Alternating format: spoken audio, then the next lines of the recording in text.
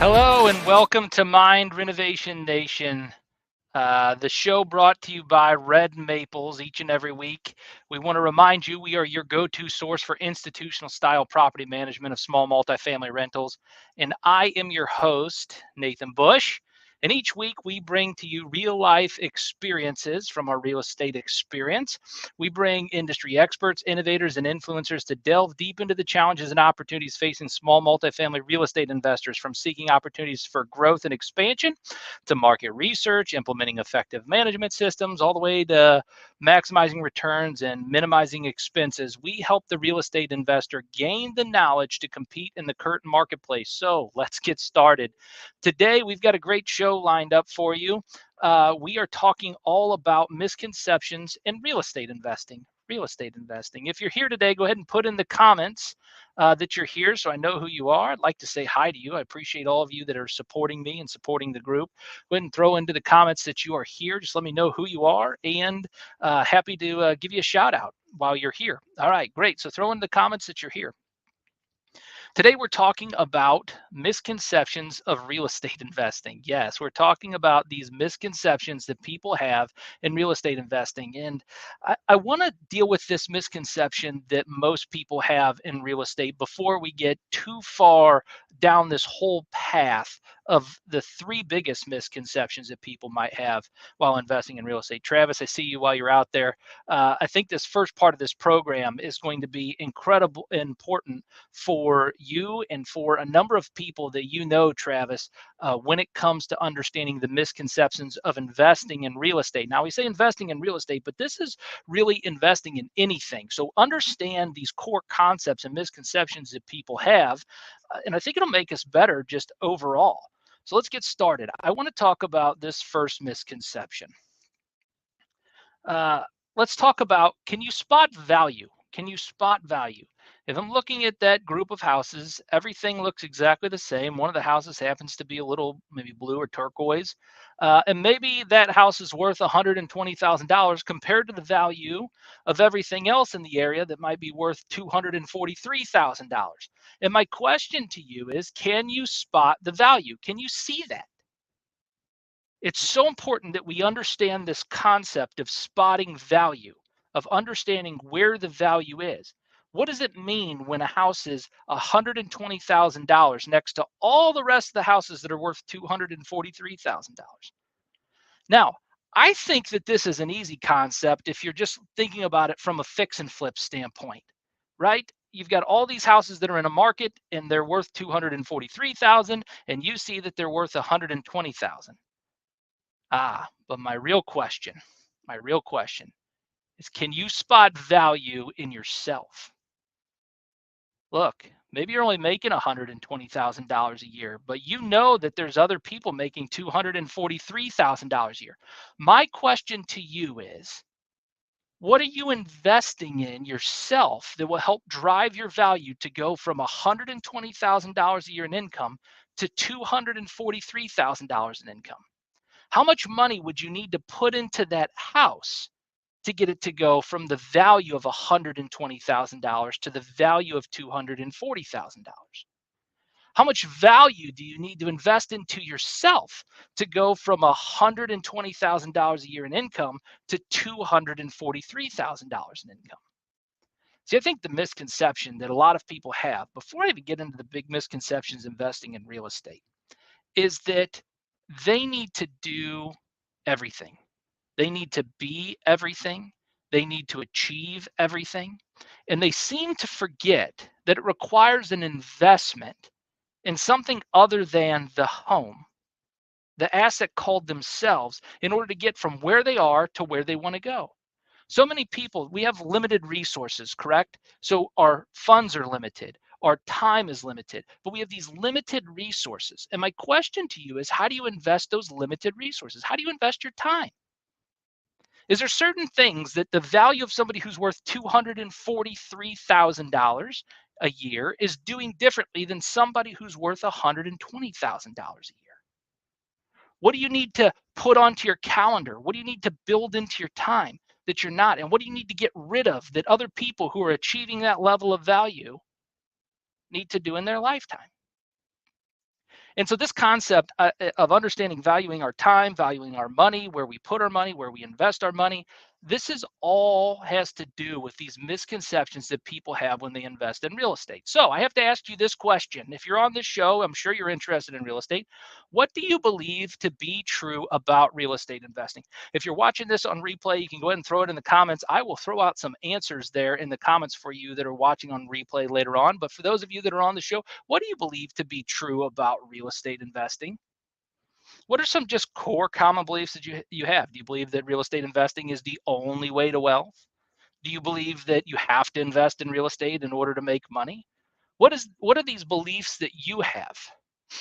One of the beliefs that I know that some of you have out there is this one. In real estate, you can get high returns with no work. I was in a meetup group the other night and I asked this question.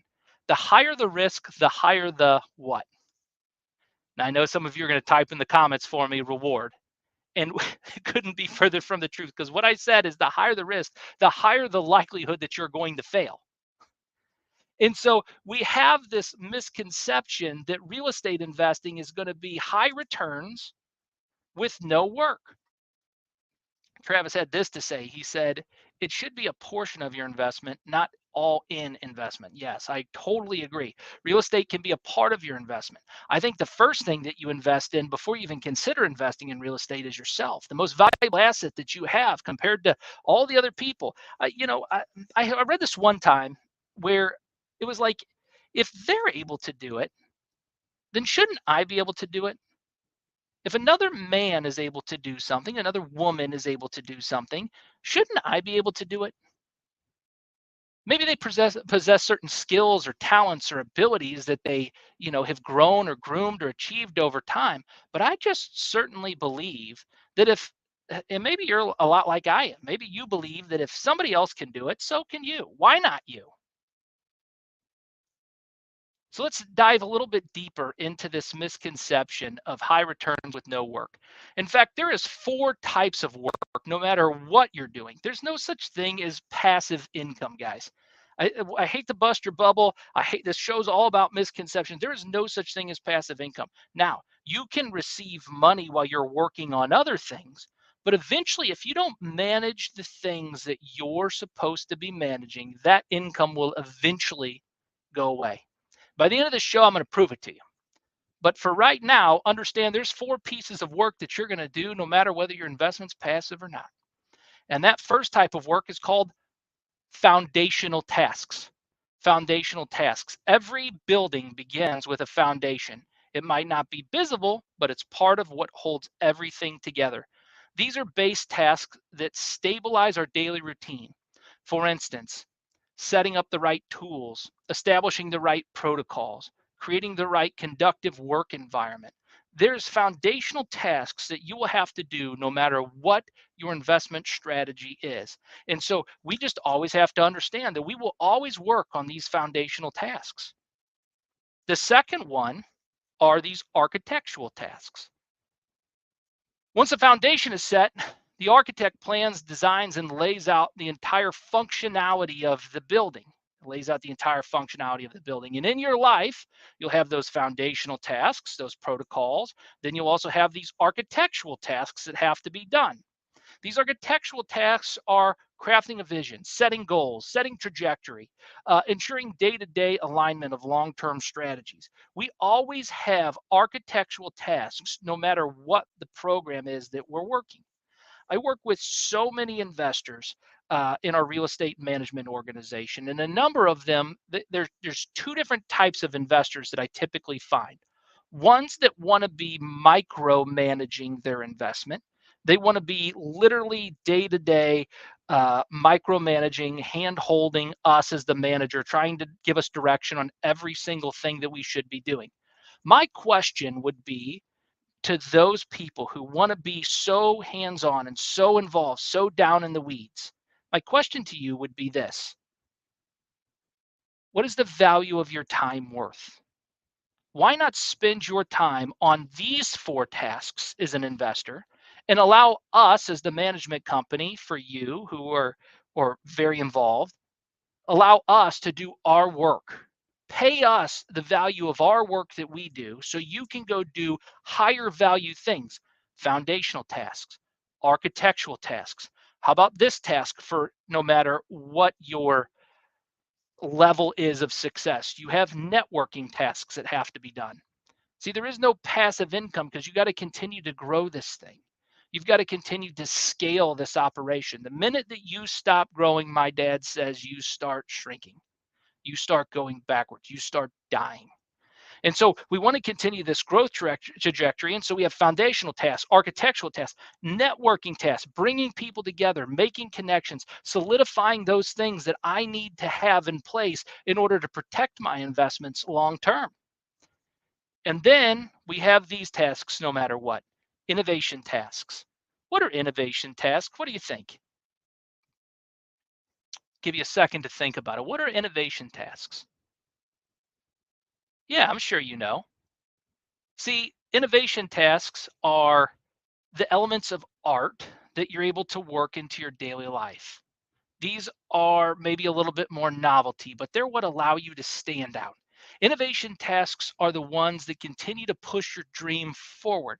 They're the ones that allow you to stretch and grow and to build. Maybe innovation tasks might be where we talk about investing dollars in yourself. Some of these innovation tasks might be setting a vision. Invest dollars in yourself so you can learn how to cast vision and then go cast that vision for the team that you're trying to cultivate and lead people in the direction that you're trying to grow in. So you always have work to do regardless of what asset you're invested in. I have people tell me every once in a while, Nathan, I want to invest in real estate so I can go sit on the beach. And that's cool. It's a great thought. And maybe you want to do that for a little bit, but how long you sit on the beach before what you're supposed to be overseeing with foundational tasks, architectural tasks, networking tasks, and innovation tasks? How long before that thing that you're supposed to be overseeing starts to deteriorate because you're missing in action?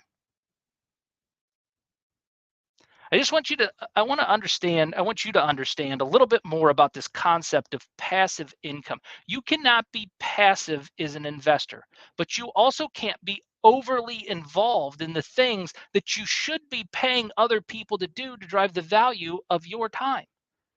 The higher level you can move on these tasks too. So you have foundational tasks, architectural tasks, networking tasks, and innovation tasks. Let's say that you can get people to put those foundational tasks in place. Let's say that you can get your architectural tasks covered.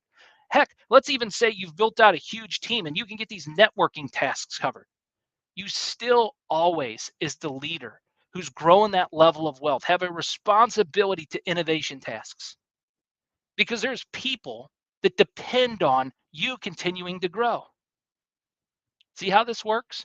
There are no passive investments. You can receive income independent of what you're doing, but there's no such thing as something for nothing in this world. Misconception number 2, this one here. No need for professional help. All right, so we talked a little bit about this whole concept earlier of seeing value in your own time. Each one of those tasks that you're working to get covered in your organization can require or utilize professional help. You want to continue to build a team, and then your goal as the investor is to serve that team. I don't know if you've ever done any studies on leadership, but all the leadership books that I've read that have been worth their weight in gold, that have helped me move any needle in any organization or company that I've worked for, always talks about this concept of servant leadership. And Ken Blanchard writes about servant leadership, what servant leadership is. Servant leadership, the way you can serve others on your team as an investor at a high level, the work that you can do, see the future. See the future. Take time to actually plan out what that future looks like for everybody. Take time to better understand what direction you want people to go in. Engage and develop others. Engage and develop others. Do you have relationships with those people that you're leading? Are you looking at ways to add value to them, to build them up, to help them hit higher level goals in their life? How about this next concept?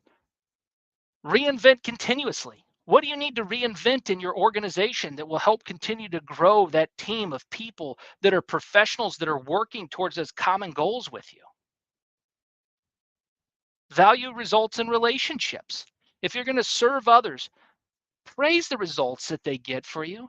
See, one of the things that I understand about being in this property management space, is property management businesses, there's very little praise for the hard work that we do. However, if something isn't done in the time frame that somebody feels it should have been done in, there's a whole lot of heck to pay. What if you spent your time as the investor finding ways to value others and to encourage them or incentivize them? Look, in the show notes, I always put a link to the coin system. And I don't know if any of you guys have ever checked it out, but it is a values transfer leadership model for your family.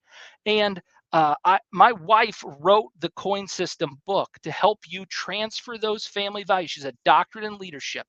She wrote the book, The Coin System, to help you transfer those family values to your children. And so the results focused and valuing results in relationships are so critical as an investor and in your leadership and the things that you can actually do to have an impact in your business. So look for those professionals that you work with, that you've invested with, and determine yourself, how can I add value to their life? How can I put investment, resources, opportunity into the things that I'm seeing that they're doing well so they continue to do those things? And how do I have those care but candid conversations when things aren't going the right way? And then lastly, embody the values that you're talking about. Have core values as an organization or a business, and then stick to those core values and principles. One of the core values that we hold at Red Maples is we do the right thing, whatever that happens to be. We try to ask ourselves, when a decision needs to be made, what is the absolute right thing to do in this situation? I challenge you and your organization to ask the same question. All right, misconception number 3. Some people believe that it is easy to finance small multifamily real estate. They think it's easy to finance single family homes. They think it's going to be easy to get the money. And they get into this deal where they have very little money into a transaction, and then something happens in the market and they don't have enough actual resources in order to be able to take care of and manage that piece of real estate. They think it's just like financing their personal home and that things are just going to somehow work out, I believe. Look, there's a reality check. It often requires a higher down payment just to get into small multifamily real estate. Okay. But at Red Maples, we actually ask you and would like you to consider maybe having at least 50% equity in the assets that you own. I know it's difficult. I know that you want to get in and get started, and maybe now is not the perfect time to invest in something. Maybe it might be wise to get a couple partners together and get the equity established properly in that asset so that when something happens, there's resources available to take care of that asset. Trying to put as little money into a piece of real estate as possible and get maximum returns out of that piece of real estate is the same concept as trying to get something for nothing. It's the inverse of passive income. It's the inverse of actual leverage. I hear a lot of people talking about the opportunity to get into real estate with no money down, but it doesn't mean no effort down. You can't have the cake in that situation and also eat it too. You've got to be able to understand that real estate requires a certain amount of detailed work. We have a lot of investors, and whenever we bring them on, I ask them a series of questions, and I ask them different stuff about, like, do you know the rental rate of your property? No, you should know that. Okay, I do. I could easily find the rental rate of your property. The challenge is, do you know it? Do you know it? See, there's certain things that is the investor, that if you have on your side, that you're doing the detail work on your side, you can actually have the intelligent conversation as a partner with us at Red Maples in order to help you grow your rental portfolio. But we can't help you grow if you don't know, if you devalue your time, if you devalue resources, if you don't have core values. Often investing in real estate, especially the larger or the small multifamily real estate specifically, requires credit checks. And so You can find companies that won't do credit checks, but then is it affordable to get into the piece of real estate overall? How about professional insights? Expertise is required to navigate multifamily loans. There's a little bit of nuance that goes into managing and putting together a small multifamily loan. Do you want to participate in the concept of trying to get all that stuff together? Maybe you do. Maybe it should be you. I know Ed Milet has a great talk online, and he says, I'm the one in my family. I'm the one that made the difference. You can be the one in your family. It's okay. You can take the risk. You can go out there. You can charge ahead, and you can do all of the things. And here's the challenge with being the one without knowing or working with professionals. If you go out and try to be the one without working with professionals who have the skills and the expertise, there's a lot of dangers that come with that. And that small little meetup group that we had just this past week uh, that I was in, and I was having a conversation with a group of people. Most of the investors that were there learned through the school of hard knocks. You know what the school of hard knocks is? Frustration, pain, hurt, anger, separation. Because something will inevitably happen in your real estate investment that causes you extreme anxiety and heartache and frustration if you're not working with people who can actually help you navigate these things. All right. Risk evaluation. Lenders may see multifamily properties as higher risk compared to single family units. Remember, I told you, a lot of people think higher risk, higher reward in this industry, and that's not necessarily the case. Sometimes the higher the risk, the higher the likelihood that you're going to fail. And so it's just important to understand what these lenders are looking at whenever you're putting together a package for a small multifamily property. There's a couple of different options that you have. Traditional multifamily mortgage, you have government endorsed multifamily loans, you have quick turnaround multifamily financing, you have flex fund multifamily loans. There's equity partnership financing that's available out there for small multifamily real estate, and then seller financing. There's a lot of different options that you have. It's just not going to be as easy as what you might think that it is. And so people have these misconceptions. People have these misconceptions that keep them from achieving the results that they want to achieve inside their life. I don't know if you guys ever watched the show Modern Family, but there's a famous character on Modern Family, Jay, and he's in the closet business, and he's very successful in the closet business. And then he tries to get into the dog bed business. And he went from being the king of closets to starting over in the dog bed business. And there was a lot of things that he underestimated along that journey in order to help him get to any level of success in the dog bed business. I say any level of success because I don't know that that business ever really took off in the show. I don't know that he ever really made it in that direction. There were things that he underestimated, things like how easy it is to finance your small multifamily real estate without professional help, with somebody to guide you along the way. Who on your team knows this information? All right, guys. I don't know who needed to hear that information today, but I hope that this worked well for you. And if you know somebody that needs this information on Mind Renovation Nation, please share the show with them. If you know a group or a small organization that I probably should come talk to and share this style of message with them to help them understand some of the misconceptions in small multifamily real estate, I'm happy to go speak to that group. And in summary, we want to make sure that we add value to ourselves first. We become the best person that we can be when we get into small multifamily real estate. We want to understand the three biggest misconceptions. First biggest misconception being that there's not going to be a lot of work that has to be done and that you're going to make a whole bunch of money. That's just not the case. There is work that you have to do. Number two, we talked about the concept of being able to go at it alone. And a lot of people think that they can do it on their own without professional help. And we uncovered that that might not just be true either. And then we uncovered the misconception it's going to be easy to get financing. I'll go put a contract on something and I'll make a lot of money. And that's just simply not the case either. See, these things require a specific level of expertise and knowledge. And before you invest in anything, please make sure you do your due diligence.